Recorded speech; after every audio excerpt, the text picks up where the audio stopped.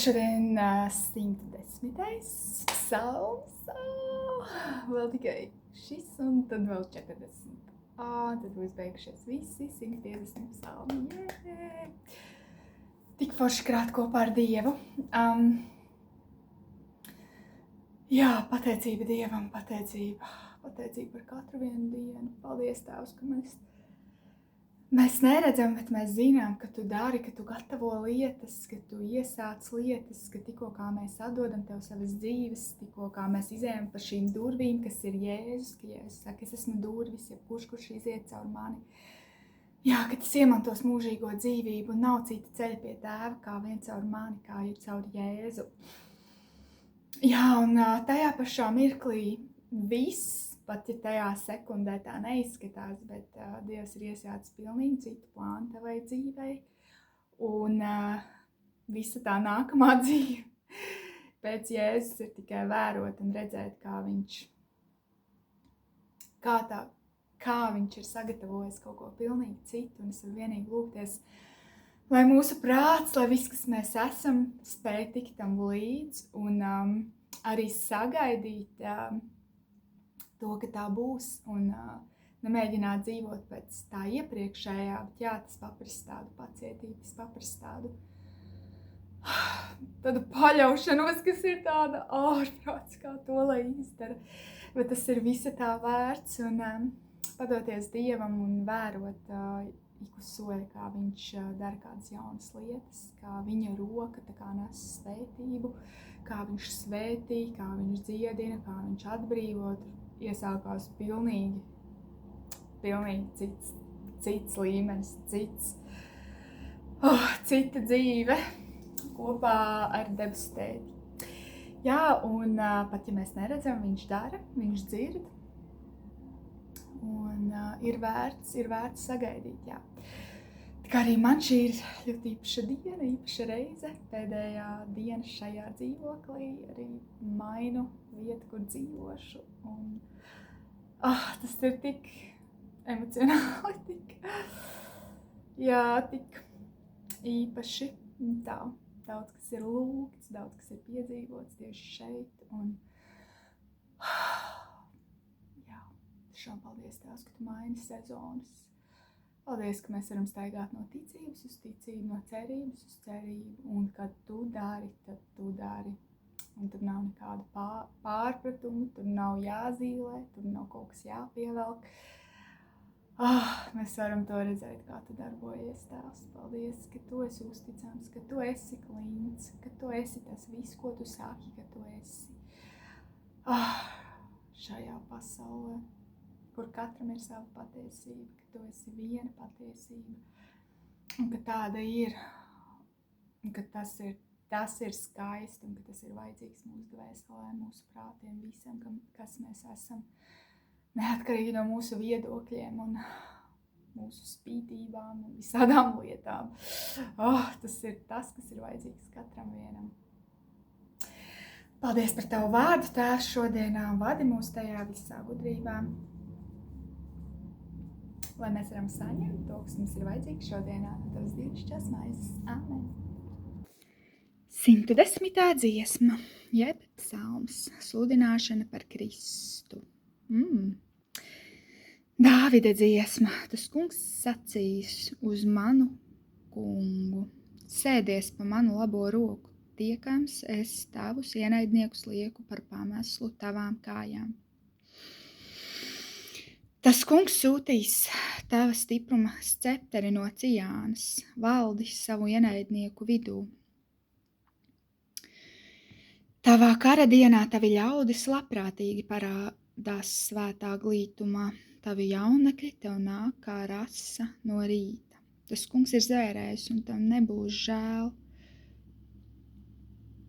Tu esi priesteris mūžīgi pēc Melhizedeka kārtas. Tas kungs pie tavas labās rokas satrieks ķēniņus savas dusmības dienā. Viņš turēs tiesu pagānu starpā. Viņš piepildīs zemi ar miroņiem, viņš satrieks to, kas ir galva pār lielu zemi. Viņš dzers no upes uz ceļa, tādēļ viņš pacels galvu.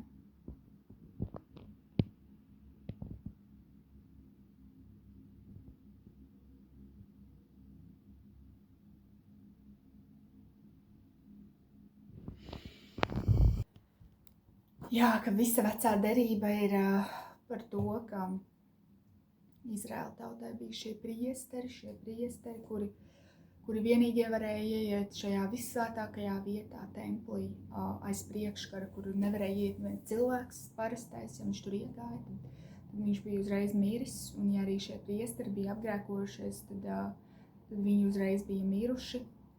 Viņi tā kā nokrita miruši, un tāpēc viņiem sēja pie kājas tādu striķi, lai tad, kad viņi tur nokritīs, ja viņi gadījumā ir apgrēkojušies, tad viņus var izvilkt vismaz ārā, tā kā, lai viņi tur nepaliek. Un šeit ir rakstīts, ka šajā psalmā, kāpēc tur rakstīts par Kristu, šeit ir tā kā pravietots.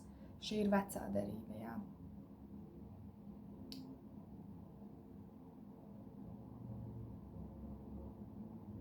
Kad viņš sūtīs mūžīgu priesteri, kurš ieiet aiz šī priekškara, un ka viņš tur paliek. Un kad šis priesteris, viņš iestāsies dienām un naktīm arī lūgšanās par mums, un ka viņš ir svēts, viņš ir pilnīgs, un ka nebūs vairs vajadzīgi šie upuri, ka viņš ir upurēts uz mūžīgiem laikiem. Tas ir Jēzus Kristus, svētais. Jā, šis priesteris uz mūžīgiem laikiem, nevis cilvēks, bet Dievs pats, kurš nomira un kurš atdeva savu dzīvību par mums, ka šie priesteri cilvēki vecajā derībā, viņi upurē, viņi nesa visu laiku šos upurus, un šī tauta bija atkarīga no šiem upuriem, kurus viņi maksāja par saviem grēkiem. Un jaunajā derībā rakstīts, ka tagad tas priekškars ir pārauts, kas tā kā nodalīja to visvētāko vietu no cilvēkiem, kas viņš no augšas uz apakšu. Tad, kad Jēzus piesta krustā, tad tajā templī tas priekškars pārāvās, un kā rakstīts, ka tagad pilnībā visi var iet šajā visvētākajā vietā dēļ Jēzus Kristus, jo viņš ir tas pilnīgais upuris, kurš ir samaksāts vienreiz par visām reizēm. Par visiem cilvēces grēkiem.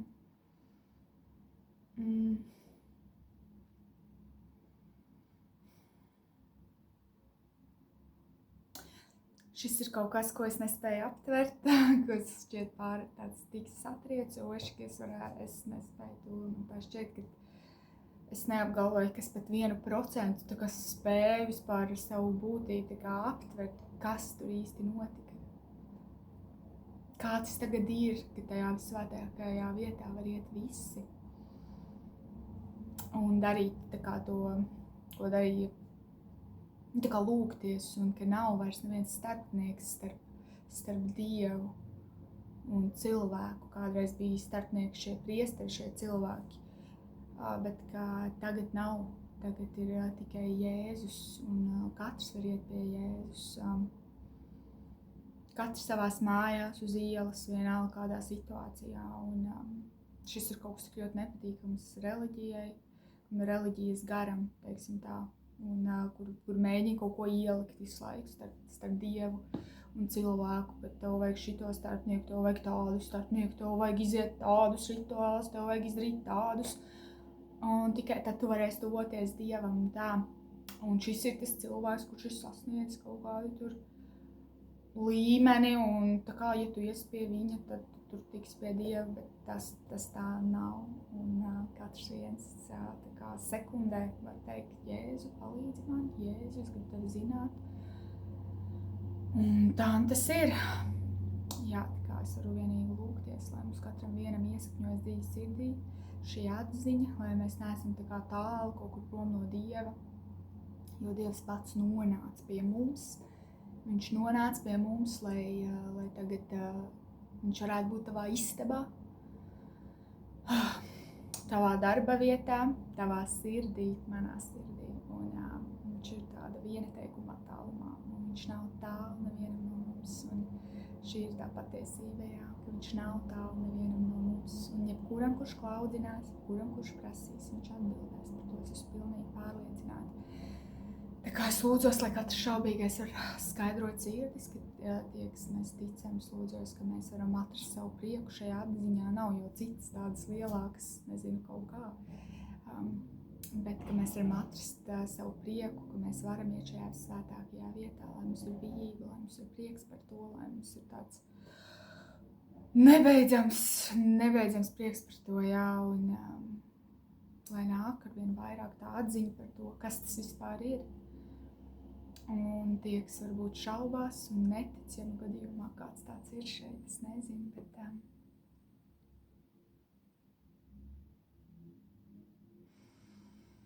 jā, es varu teikt, ka viņš nav tālu no tevis, viņš ir tieši tur, kur tu esi, viņš tevi redz, viņš redz tavu sirdi, viņš tevi ļoti mīl, viņš ir pirmais, kurš meklē tavas acis, viņš neizvairās no tevis. Viņš nespēlē ar tevi mistērijas spēles, tev nav jādara 5 soļu kaut kāds self-developments, ja varētu tā teikt. Tu vari vienkārši teikt, Jēzu, es gribu tevi zināt, atklājies kāds tu esi. Runā uz mani.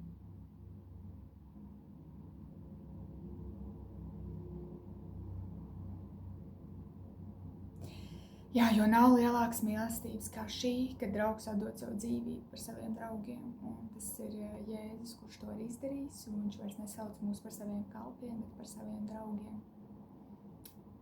Es varu apzērēt, ka lielāku mīlestību tu nekad dzīvē nebūsi pieredzējis, un arī nekad nepieredzējis kā to, ko var dot Jēzus. Tā kā jāsvētais gars lūdzos, ka tu pārpludini ar ikvienu, jā, ka tu pārpludini ikvienu ar savu mīlestību. Mēs sakam, jā, mēs to gribam, tas ir mums. Jā, mēs padodamies tev. Ļauj mums peldēt par šo straumu, par šo dzīvā ūdens straumu, par mīlestības straumu, pilnīgā padošanās un brīvībā tās tev. Tavai mīlestībai.